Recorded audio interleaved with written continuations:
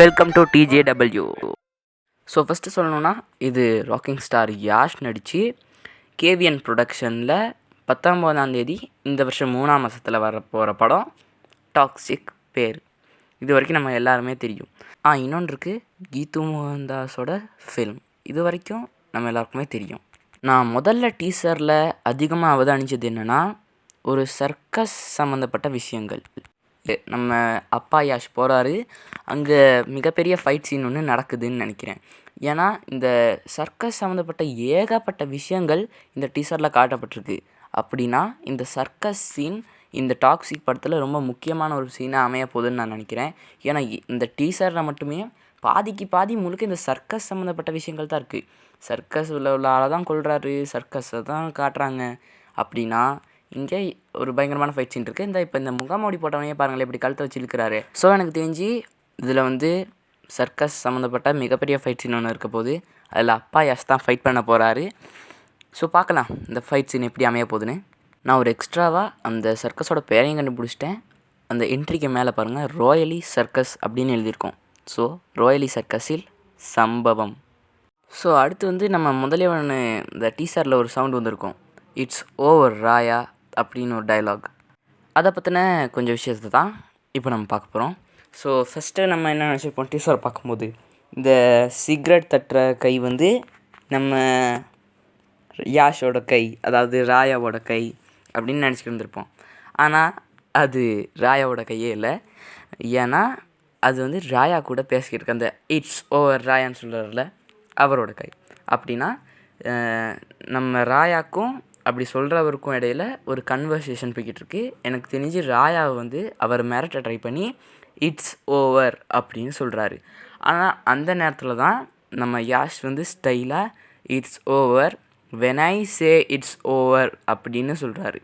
சொல்கிறதுக்கப்புறம் until then have some மேனர்ஸ்ன்னு சொல்லிக்கிட்டே அந்த அவர் எதில் சிகரெட் தட்டுறாரோ அதை எடுத்து அவர் மூஞ்சில் பட்டுன்னு அடிக்கிறாரு. ஸோ இப்போ தான் அந்த இப்போ அடித்து முடிச்சதுக்கப்புறம் தான் இந்த டயலாகையும் சொல்கிறாரு. இப்போ அவர் கையையே பிடிச்சி இப்போ சிகரெட்டை தட்டுறா பார்ப்போம் அப்படின்னு தட்டி காட்டுறாரு. நீங்கள் டீசரை நல்லா ஸ்லோ பண்ணி பார்த்தீங்கன்னா உங்களுக்கே தெரியும்.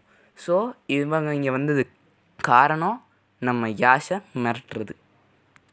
அவனை அடித்து முடிச்சதுக்கப்புறம் அவர் உட்கார ட்ரை பண்ணுறாரு. ஆனால் அவளால் முடியல.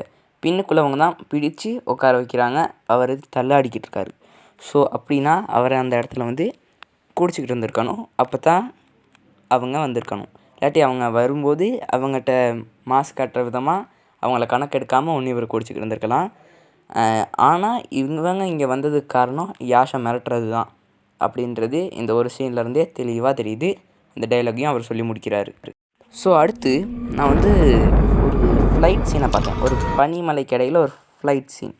எனக்கு தெரிஞ்சு அந்த ஃப்ளைட் சீனில் என்ன பண்ணுறாங்கன்னா, கீழே நிறைய ஆட்கள் நின்றுக்கிட்டு இருக்காங்க. சுற்றி நிறைய ஃப்ளைட்ஸ் பாம் போட்டுக்கிட்டு இருக்குது. இந்த பேராஷூட்டில் கூட நிறைய பேர் இறங்குற மாதிரி இருக்குது. கீழே பாருங்கள், நல்ல புகையாக இருக்குது. ஸோ அப்படின்னா இந்த பனிமலைக்கிட்ட ஒரு ஃபைட் சீன் நடக்க வாய்ப்பு இருக்குது. ஏன்னா அந்த ஃப்ளைட் கிராஷ் ஆகிற மாதிரியும் காட்டுறதா, இந்த இடத்துல பாம்லாம் வெடிக்கிற மாதிரியும் காட்டுறாங்க. ஸோ பனிமலைக்கிட்ட ஒரு ஃபைட் சீன் கண்டிப்பாக இருக்குது. டீசரில் ஒரு கார் சேஸ் சீனுமே காட்டுறாங்க. அப்படின்னா படத்தில் ஒரு கார் சேஸ் சீனும் இருக்க வாய்ப்புகள் இருக்குது. இந்த கார் சேஸ் சீன் அவ்வளோ தூரம் போகுமான்னு தெரியல. டீசரை நல்லா ஸ்லோ பண்ணி பார்த்தாலே பாதி படம் வந்துடும் போல் இருக்குது. வேறு ஒரு சீனும் நான் இப்போ பார்த்தேன்.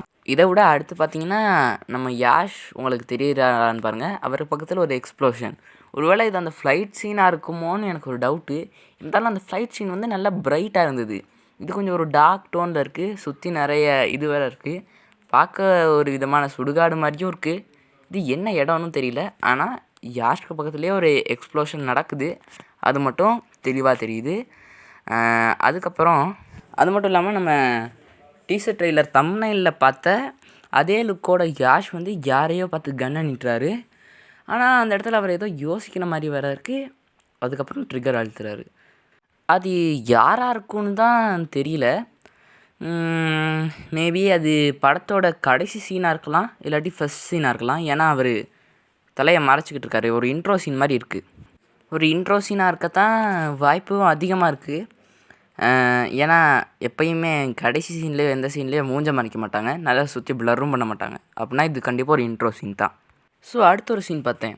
இது வந்து அந்த புள்ள யாஸ், ஐம் ஹோம் டேடி, தட் யாஸ் தான். அவர் வந்து ஒரு ட்ரெயின் முன்னுக்கு நிற்கிறாரு. இந்த ட்ரெயின் வேற அவரை நோக்கி வருது. அவர் பின்னுக்கு 4 கார்ட்ஸ் இருக்காங்க. இது ஒருவேளை அவருக்கான இன்ட்ரோ சீனாக இருக்கலாம், இல்லாட்டி அவரோட ஏதாவது ஒரு கூட்ஸை அவர் கடத்துகிற சீனாக கூட இருக்கலாம், தெரியல. ஒருவேளை அந்த ட்ரெயினை ஹைஜாக் பண்ணுவாரோ. இந்த சீனும் படத்தில் ரொம்ப முக்கியமான சீனாக இருக்க வாய்ப்புகள் அதிகம்.